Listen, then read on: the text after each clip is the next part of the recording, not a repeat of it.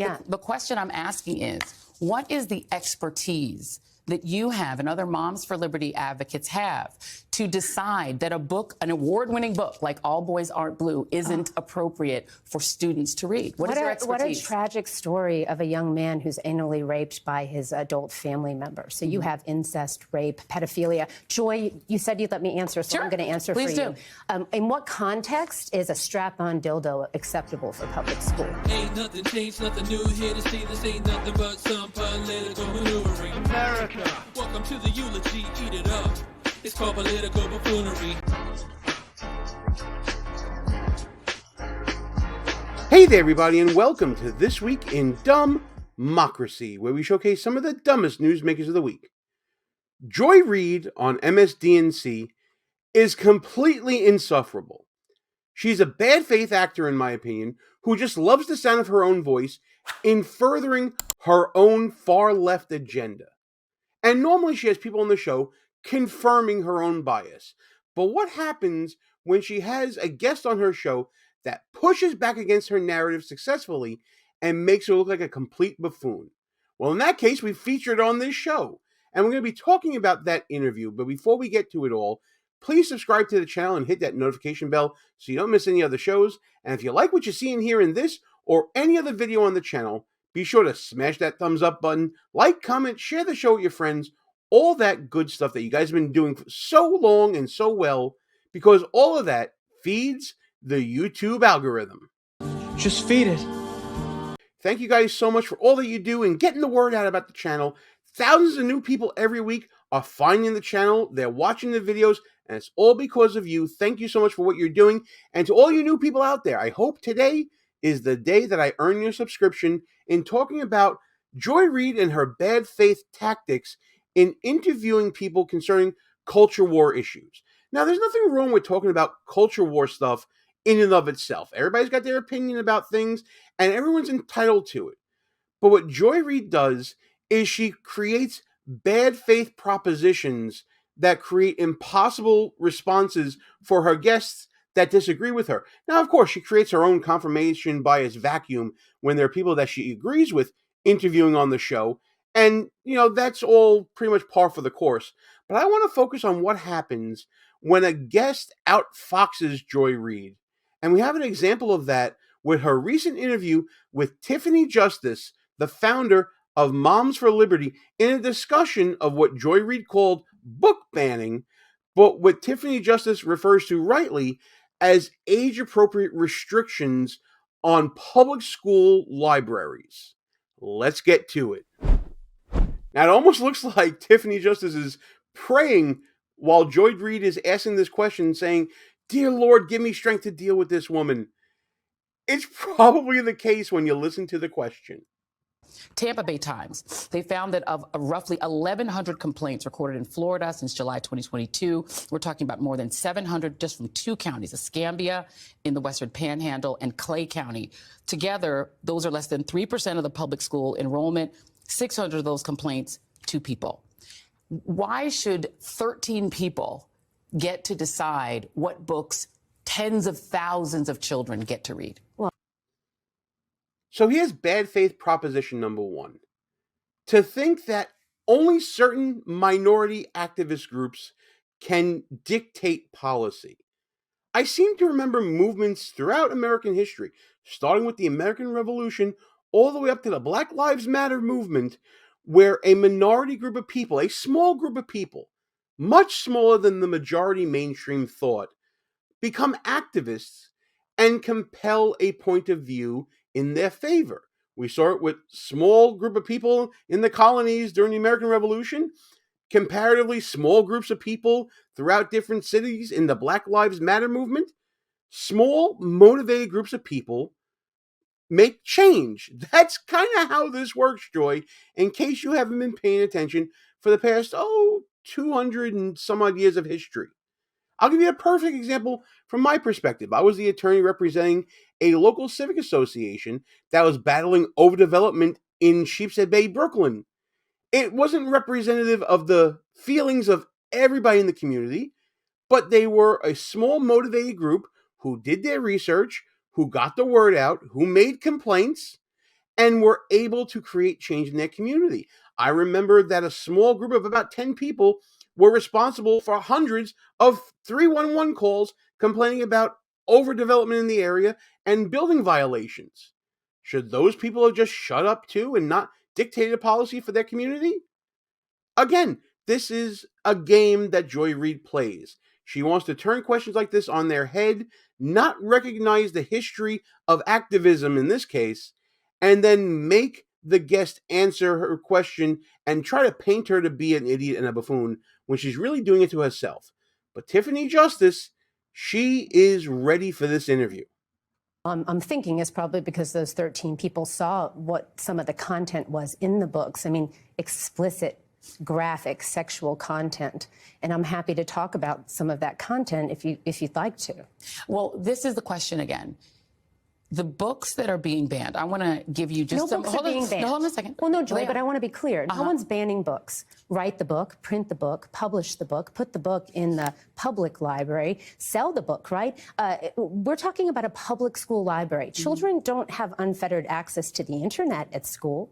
I did a FOIA records request, and I wanted to see what kinds of internet sites are banned in schools, if we're going to talk about banning, right? And the subject matter in the books that moms are concerned about are the same things that kids don't have access to on the internet. So it just feels very hypocritical, right? No, why is no one out there protesting for, you know, free the internet in schools? That's a damn good point. Great job there by Tiffany Justice, pushing back on Joy Reid's bad faith point number 2, trying to characterize and couch the conversation in her own language, talking about banned books. Tiffany Justice was very swift to correct that notion, and you see in the chyron below the screen there, the words banned books is on the screen at all times, trying to shade the conversation and characterize it for the viewers, the MS-DNC audience, in a way that would inflame them against Tiffany Justice. She's making her point very clear, though, that this isn't about banning books. Again, those books can be bought and purchased, published, sold, whatever. She's talking about a very specific issue of having certain types of books with certain graphic content in public school libraries, not even private school libraries. It's a very specific issue, and Joy Reid is going to run over that point over and over again. Listen to the bad faith propositions from Joy Reid throughout this interview. Let me give you an example of some of the books that have been removed from shelves as a result of the activities of organizations like Moms for Liberty. We're not going to talk like Moms for Liberty. We're going to talk specifically Moms for Liberty. Absolutely. So I'm happy to have this conversation with you, Joy. Absolutely. But we're going to be specific about the actions of Moms for Liberty. Oh, 100%. Bad faith point number 3. She wants to expand the universe of people that are looking to quote-unquote ban books or restrict books or whatever the language she wants to use this time around, to include other organizations other than Moms for Liberty. And clearly, Tiffany Justice was ready for this as well, because she put a stop to that as well. It's not going to stop Joy Reid from continuing in her bad faith manner, but she's putting it out there to the audience. Wait up, hold up. I'm not here to answer for all the supposed sins of every other organization. If you want to talk about my organization, let's do that in good faith. Joy Reid doesn't care about good faith. She cares about scoring points. That's the problem with hacks like Joy Reid. Because I can't be possibly responsible for every single parent in America. But your organization is the lead. You're the leading organization that's doing this. You have chapters all over the country, and other organizations are following your lead. And PEN America has listed, they have posted the list of books that have been removed from shelves as a result of these activities. So let me just read you a couple of them. Anne Frank's A Diary of a Young Girl. Mouse, which is a book about the Holocaust, a graphic novel. Genderqueer, a memoir. All Boys Aren't Blue. Beloved, Martin Luther King Jr. and the March on Washington. Ruby Bridges Goes to School. Slaughterhouse 5, The Color Purple, Forever by Judy Blume. I could go on. These are books that are not only popular, in some cases are classics. Toni Morrison's The Bluest Eye. Let me give you an example. Well, I'd like to answer your question. Please do, yeah. Yeah, so you just mentioned a list of books. And so Moms for Liberty doesn't have like a national book list. There was never a list of books that we put out and said, parents, be concerned about these books, right? We didn't do it because we want our parents to be effective advocates.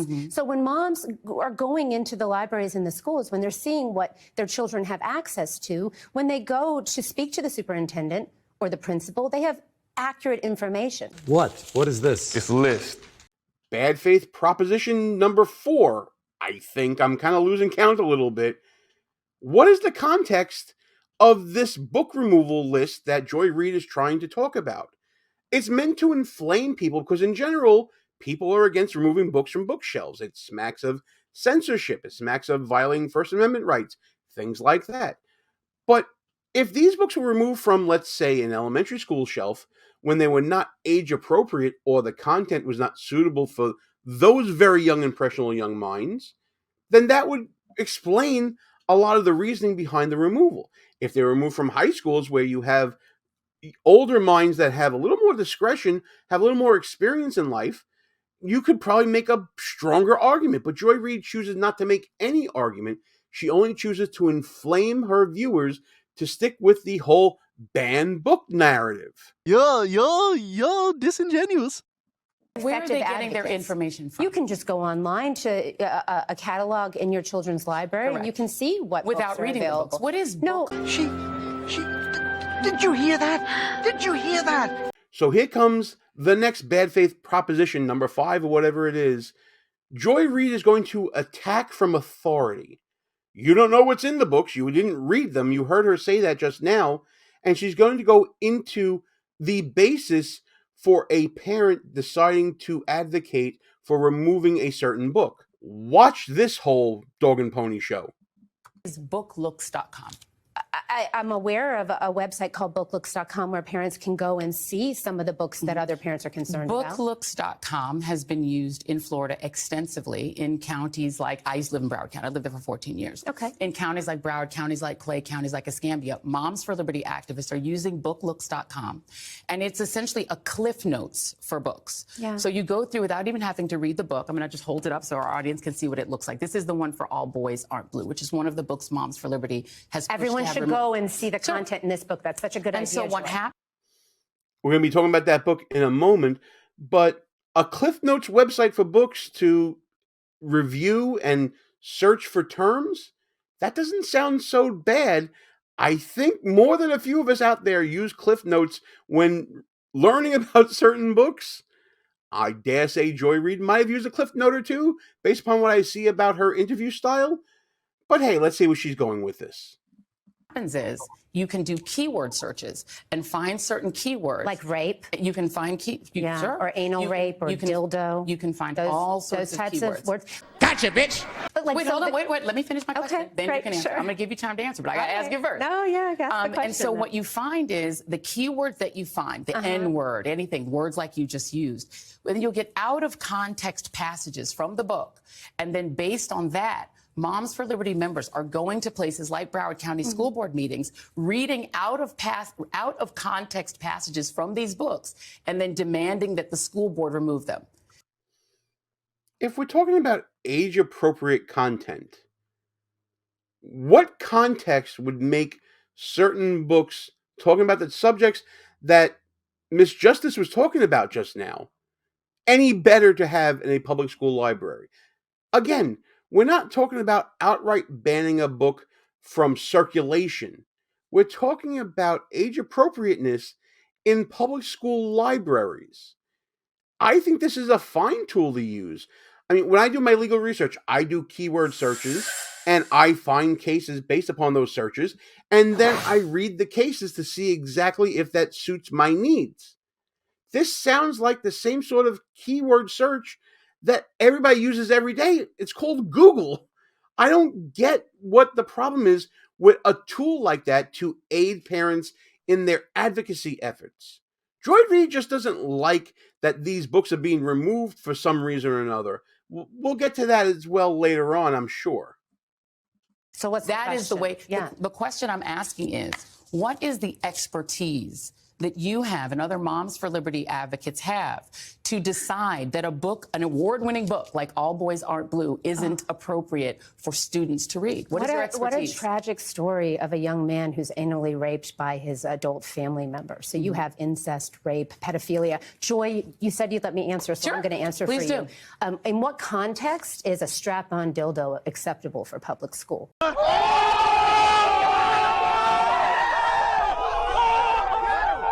And that's how you know that a guest is prepared.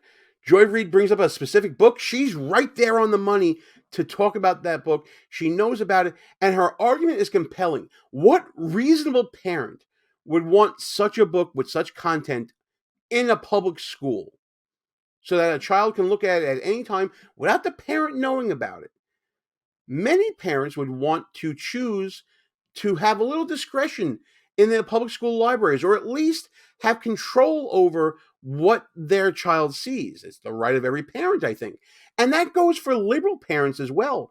Some liberal parents may want their children to be exposed to such literature. I don't know the reason why, but they have their reasons. And I'm not here to tell a parent how to raise their child.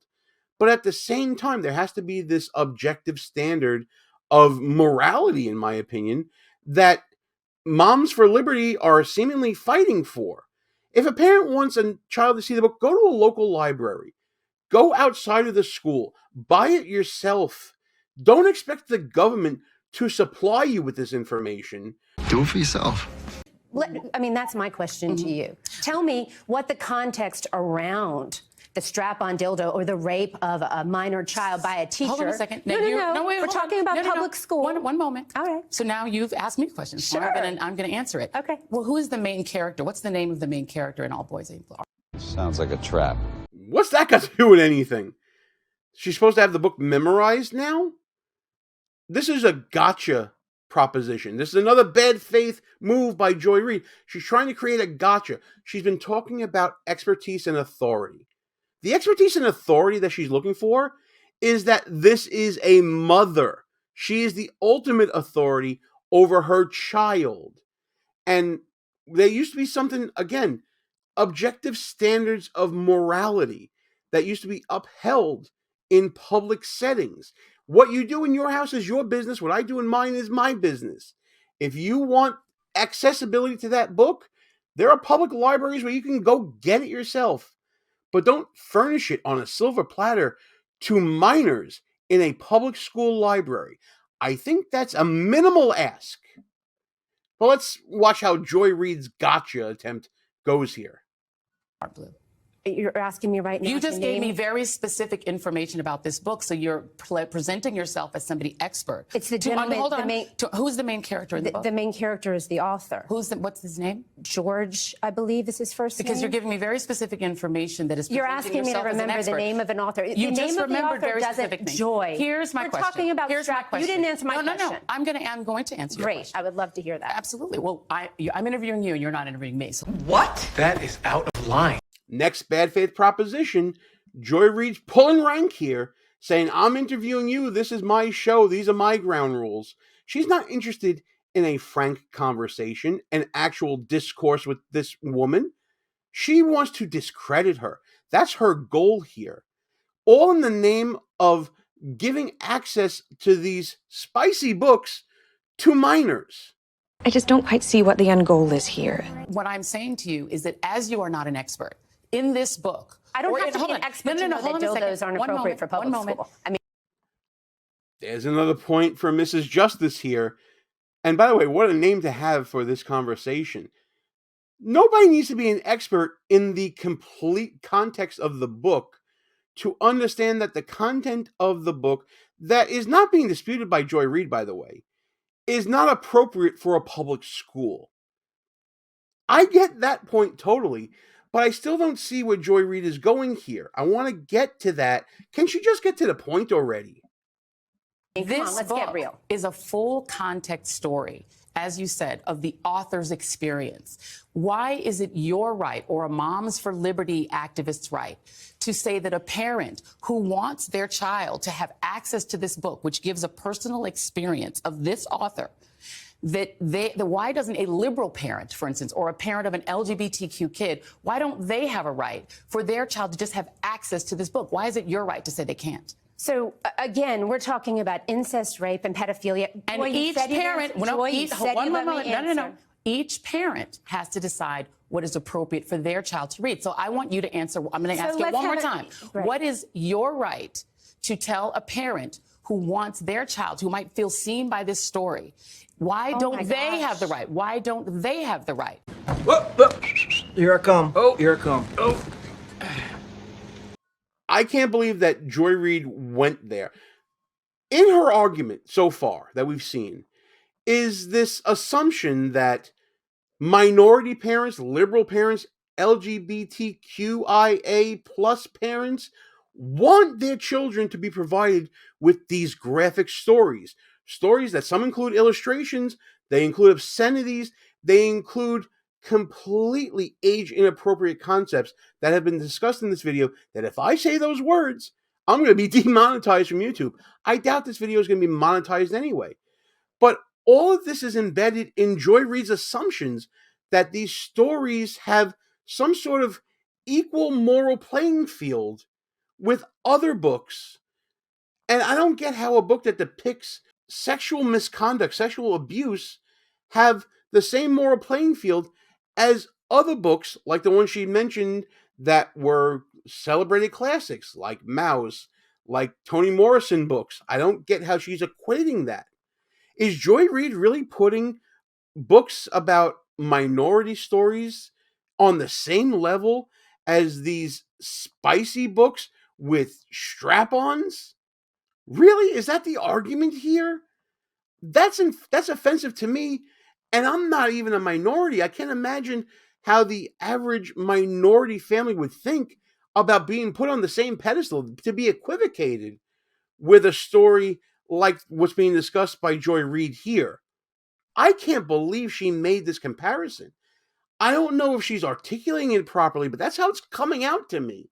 It's just incoherence and this whole intersectionality of minority stories and really inappropriate stories of sexual abuse and things of that nature for children.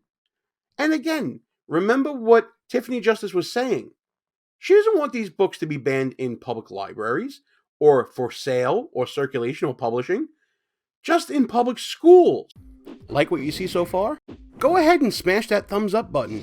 Also, leave us a comment and tell us what you're thinking. And don't forget to subscribe so you never miss another show. If a child feels seen by this story, that means that they have been the victim of a predator. That means that they have either been raped by a family member, they've experienced and your proof of that is what? You just said that What's if a child feels seen by this story. She doesn't need proof of that. This is your example. This is your assertion. She's responding to your assertion that if a child feels seen by a book depicting abuse of this nature, that's probably an indication of something else working in this child's background. That's a reasonable assumption to make. Joy Reid realizes that she might have overstepped her bounds in her arguments, may have stepped in some doo-doo here, and is now trying to backtrack by, again, acting in bad faith and pointing the finger at Tiffany Justice here. Joy Reid's a bad faith machine, folks. So what I'm saying, Joy, you're now making assumptions about it. No, but if a child has been raped, we should do a lot better than put a book on a library Now you're literally shelf. creating a story behind a child that you don't know. Joy Reid, you're the one that literally created the story behind the child who would be seen by this book. You are projecting, ma'am, in the worst way possible. Unbelievable. Let me show you a form. This is a form that can be obtained in Broward County, Florida. Okay. I'm going to show it to the audience, and then I'm going to show it to you. Okay. This is called the opt. It's a tiny piece of paper. Okay, that's all it is. Tiny piece of paper. Like the audience can read that form. I'm going to show it to the audience. I'm pretending to be a good faith actor here. Here you go, folks. Here's the form. We're not going to zoom in on it. We're not going to show you what it says, but here's a form. It's a piece of paper, people. And people fall for this. That's what's crazy about it. The audience of MS-DNC probably eats this stuff up. Yeah, please, I'm going to hand it to you. Thank you so much. It's called the opt-out form. Okay. An opt-out form would allow any parent, because you said you are in favor of parental rights. I am. It would allow any parent to opt out of their child being able to take books out of the library without their parents' permission. Okay. So that Moms for Liberty, why not advocate that every school in America have an opt-out form so that a parent who doesn't want their child to access a book like All Boys Aren't Blue, that they can make that choice, because then each parent, including a liberal parent, a black parent, a parent who wants their child to read a book about African-American history, then they get their we want rights. children to read books Why about not just African-American opt history, out for yourself rather than tell other parents what they can and cannot? I'll do you one better, Joy Reid. How about an opt-in form, saying that you affirmatively give permission to your child to check out certain books? You're coming from a point of view that morality dictates that these books should be accessible to everyone. I think that Moms for Liberty, and especially me, my point of view is that these books should be opted into, because we should maintain objective standards of morality when it comes to public school access to certain books at certain ages. I think the parent should affirmatively state that they give permission for their child to get these books, not the other way around. So that way the parent is in control of what the child is able to view and not view. First of all, I think what you're talking about here is a wonderful step in the right direction. We should be having conversations about this. This is about local control. A lot of these decisions are made at the local school board level, and that's where these decisions should be made. And there should be vibrant conversations about what's happening in our public schools and what kids have access to. Joy, however, maybe we could just put all the books with all the graphic sexual content, the dildos, the rape, the incest. I'm sorry. I'm so sorry. Let's do a back room. Let's put a curtain up in the library. First of all, why is Joy Reid having a meltdown over this again? This is not an unreasonable proposition. It's kind of like my opt-in proposition. Put those books in a restricted section. Make it an age-appropriate section. Make it the opt-in section. Why is Joy Reid going bananas and ballistic over such a suggestion? I don't get it at all. What is your major malfunction, numbnuts? What is this push to make these clearly age-inappropriate books available in public schools at different levels? And again, we haven't even discussed what level is appropriate and what isn't. At this point, it seems like Joy Reid is putting out there that every level of education, elementary on up, should have access to these books in their libraries. I don't buy that at all, but she hasn't really said any sort of limitation. It seems like Joy Reid is talking about unfettered access to all these adult books, all these books with inappropriate content, with content of a sexual nature, of sexual abuse, and things like that, that everyone should have access to it. While I appreciate the freedom argument of it all, I think that parents have a responsibility to raise their kids as they see and deem appropriate. So if a parent wants to opt into that sort of scheme, let them. But if a parent doesn't want to, the default position of the government should be the best interest of the child, which in my opinion would not include this sort of literature being available unfettered, regardless of age, regardless of education level, regardless of the parents' wishes. Joy Reid has shown in this interview she operates in complete bad faith. She doesn't let people speak in response to questions. The questions aren't honest questions. They're loaded questions. She is the quintessential hack that I talk about in my book. She's not a journalist. She's pushing a narrative, and that's a disgusting narrative at that. But listen, hey, that's just my opinion. Let me know what you guys think about this whole situation. Is Joy Reid out of line? Is she a bad faith actor? Am I just overreacting to Joy Reid because maybe I have a bias against her? Let me know what you think about all this. Let's get into the comments and talk about it. And as always, please like and comment, share the show with your friends, all that good stuff. Subscribe to the channel, hit the notification bell. Let's have this conversation in the comments about this sort of shenanigans and buffoonery, this bad faith action by Joy Reid that she seemingly does every day this week in DUMBmocracy.